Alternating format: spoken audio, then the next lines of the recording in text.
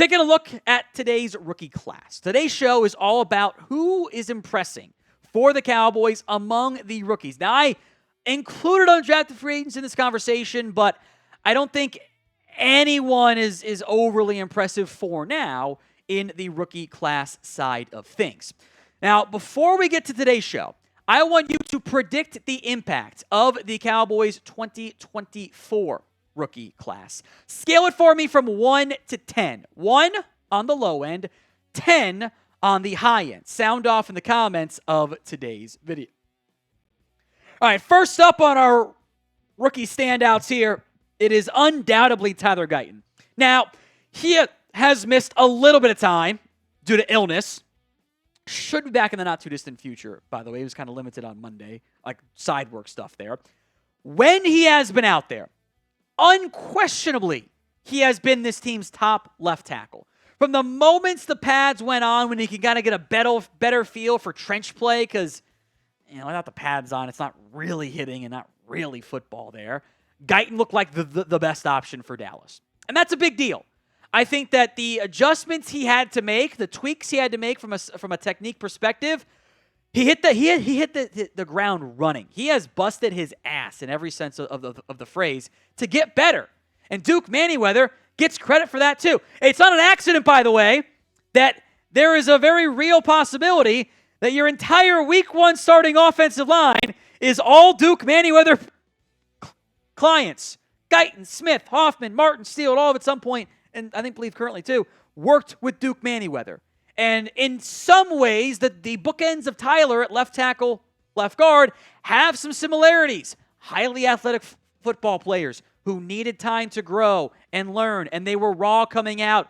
But Duke identified their skills pretty quickly and their weaknesses, and those guys worked incredibly hard to fix those issues. And I think what we've seen from Guyton so far at camp is a really, really promising sign. There will be down moments. There will be mistakes. The technique will falter. But I have seen Chuma Edoga day after day get absolutely taken back to the woodshed by Micah Parsons. And I watched Tyler Guyton stand his ground pretty well. So I think it is unquestionably the reality that Tyler Guyton needs to start. But will he? Y for yes, N for no. It is the pinned comments on today's video, so take advantage. Head down there and go vote. Y for yes, N for no. Now, the Cowboys have kind of an awesome history when it comes to day 3 secondary players. That they have been able to find various levels of gems over the years in the secondary, right? So, Deron Bland was a 5th-round pick. I'm not going to count Israel Mukwam in this conversation, but Donovan Wilson was a 6th-round pick. Xavier Woods had a long career as a 6th-round pick. Anthony Brown was a great 6th-round pick. And Kaelen Carson, the 5th-round pick from 2024, might just be the Cowboys' next impact day 3 gem in the secondary. He has looked really good at training camp. And I think he has taken a stranglehold, frankly, at least early enough from that perspective, on the number 4 cornerback job. This was a player the Cowboys were high on coming out of Wake Forest. I don't know how big of a need they viewed corner as, but they did spend their 5th selection on him. I think he has offered some stability to a uncertain group of backups. These starters, Trayvon Diggs, Deron Bland, Jordan Lewis, those guys are good starters. And in fact, 2 of them are great starters, I think, in Diggs and Bland, and Lewis, I think, remains consistently underrated. Caelen Carson, I think, can be this team's number 4 corner. Over Nashawn Wright, over Eric Scott, over Josh Butler, over Mukwam, who is banged up, by the way, battling a groin injury, so we'll see what happens on that front. But the Cowboys invested a pretty decent amount into Carson, and I think they were higher on him than where they got him. So the draft rankings, where I had him for the first 3, 137 overall, my 19th ranked quarterback, at a 4th, 5th cheater round grade on. He was actually more of a 5th, 6th round pick, a late 5th rounder, a good round below where I had him even. The Cowboys, per Brian Broaddus, allegedly had a 3rd round grade on him. The Flash didn't like to take him, right? They might have nailed that pick. Today's show was made possible by Rocket Money.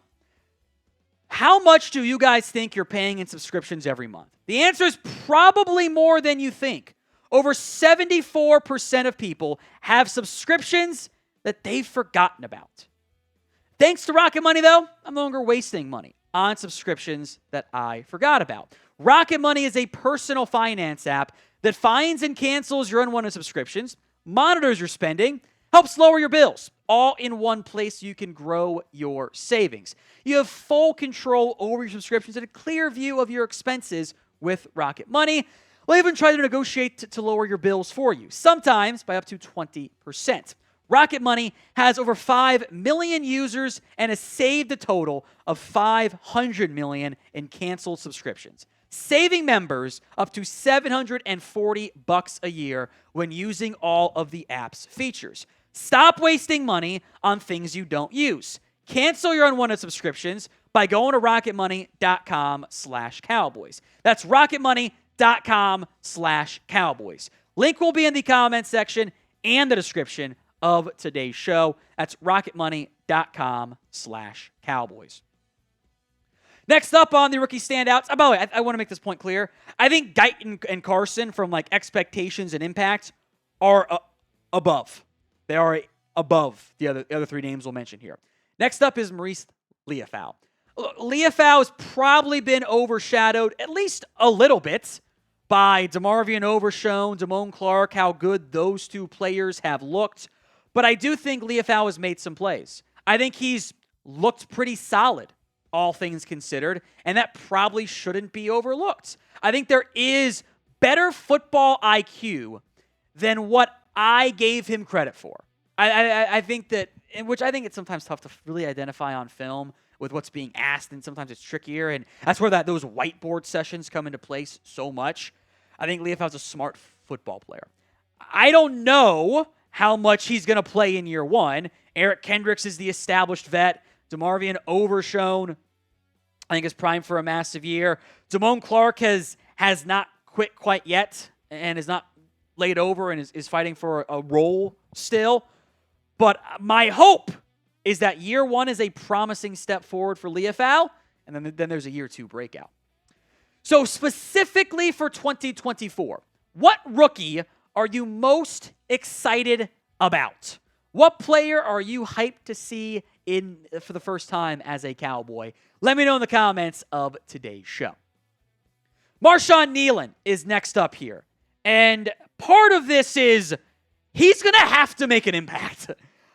This is Marshawn, you're out there, buddy. The pass rush stuff I haven't seen consistently so far at camp. There are still flashes of it.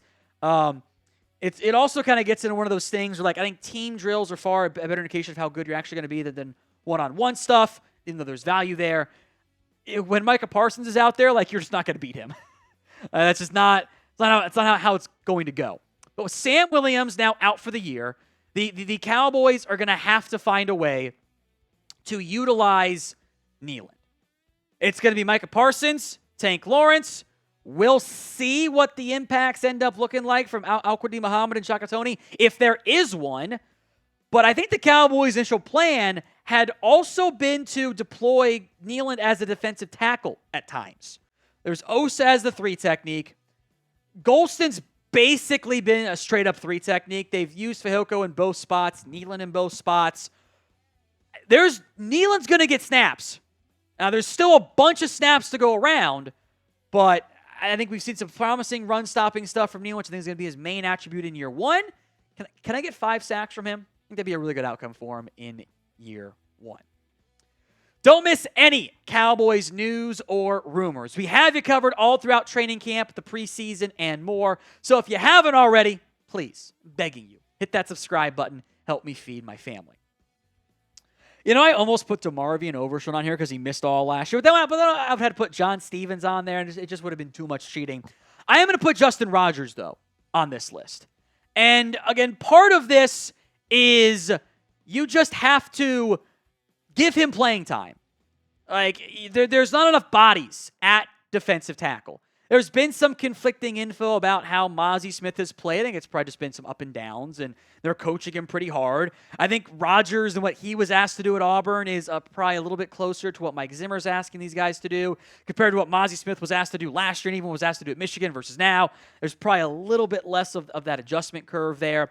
I have zero expectations of Justin Rodgers ever being a pass rusher. I don't think, outside of kind of like Jonathan Hankins, like with Dallas, he had the one game of a couple sacks. I would not anticipate a splashy impact from Rodgers. But I don't need him to be a splashy impact player. It's not the goal. I need him to take on double teams. I need him to absorb combo blocks and be a run stopper. I need more than just Mazi Smith at the one technique spot. And, maybe Carl Davis will suddenly emerge along that defensive line. I have my doubts about that front there. But this team needs bodies up front. I think they need another pass rushing type guy beyond Odigizua and rotations for Kneeland and whatever. But I am hopeful, cautiously hopeful, for an impact from Rodgers in year one. Again, kind of like Kneeland, not a lot of other options on this team, at least for now.